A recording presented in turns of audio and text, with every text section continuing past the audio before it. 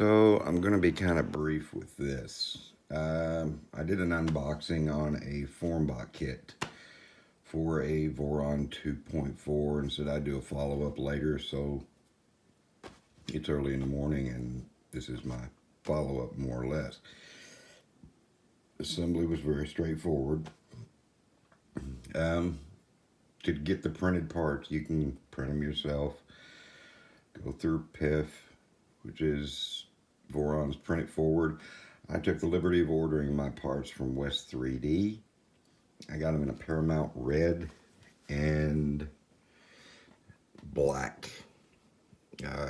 Since I've got that done, I took the standard LCD, upgraded it to the WaveShare touchscreen, added a clicky probe back there in the corner.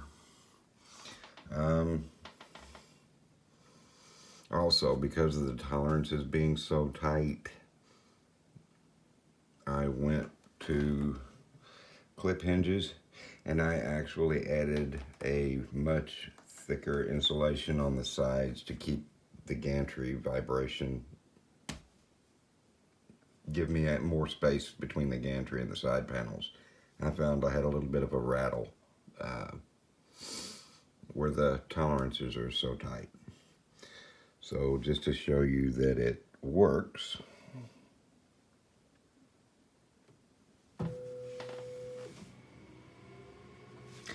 it came with a Holofax, so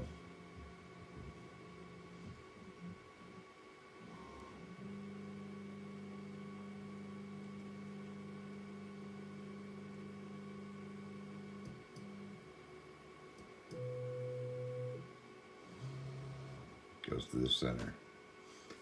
I added a macro for maintenance because of the table that I have this sitting on puts it so low to the floor that when you're standing up, the top of the printer is waist high. So it actually goes, let's see here. And it's just a foolish macro, to be honest with you. I just call it a maintenance position, where it raises it up and moves it up front center, so when you're standing, you know, it's easier for me to work on it there. I got a few prints off of it. These are in white, and you're not going to see anything really because of the lighting. Very minimal banding. However, and this is the part that everybody seems to need to know, whenever you watch anybody else do a build on these, they go through and run resonance testing,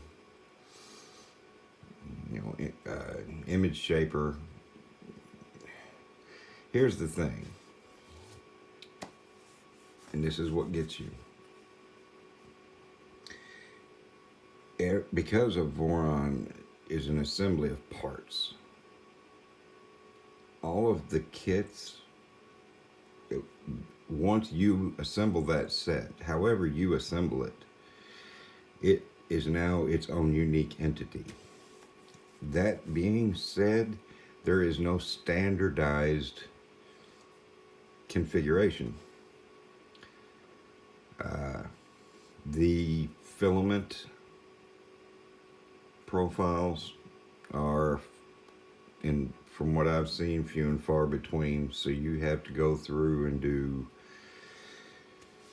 temperature towers and all this other hoopla in order to get it to function correctly and to print with any kind of consistency. I ordered this in February.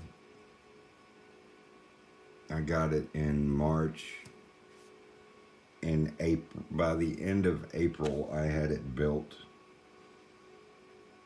I ordered another set of printed parts from West 3D because the parts that I've had were, in my opinion, not quite up to snuff.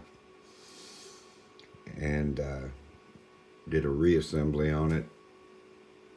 And I've done the little tinkering with the clicky probe and other items. However, getting this dialing this thing in has been problematic in that I cannot, and maybe it's because of my age, because I'm 48, I cannot get consistent results. As such, it's a good printer, uh, clipper, incredibly versatile, but it's a tinkerer's printer. Is it a worthwhile investment in terms of being a $1,000 tinker toy? That depends upon you as an individual.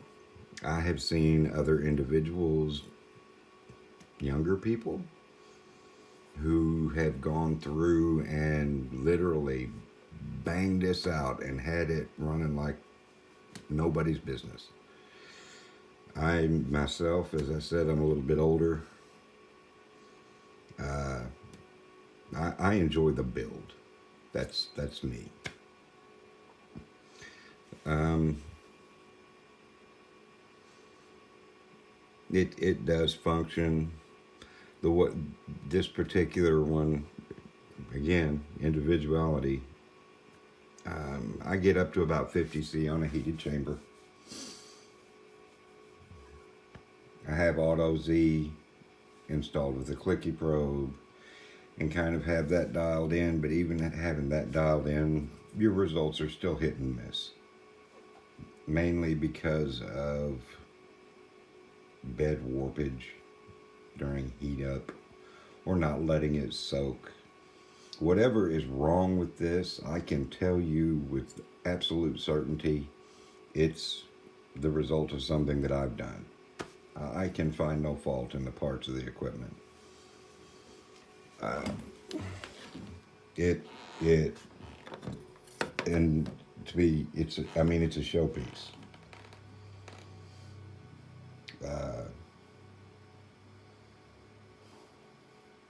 I didn't. If you're looking for print quality or me to show you samples or anything like that, like I said, I've got a couple. You know, when I did a draft of the screen and in white because white shows everything, and I had a minimal amount of banding and everything, and that was just on a rough tune. So I'm still tuning on it to try and get it perfectly dialed in to achieve consistent results. But beyond that, do I personally regret the investment? No, I don't think so. Because, again, I'm a tinkerer. If you want to build it and run it, then, and you just want, so if you want to spend $1,000 and get something out of the box and just run the crap out of it and then get some kind of solid consistency out of the box, then my personal opinion is that you're looking for a Prusa. But that's essentially about all I've got on this. I'm sorry I'm not as descriptive or more detailed as some of our more advanced reviewers out there. However, I'm always looking to improve, so suggestions are always welcome.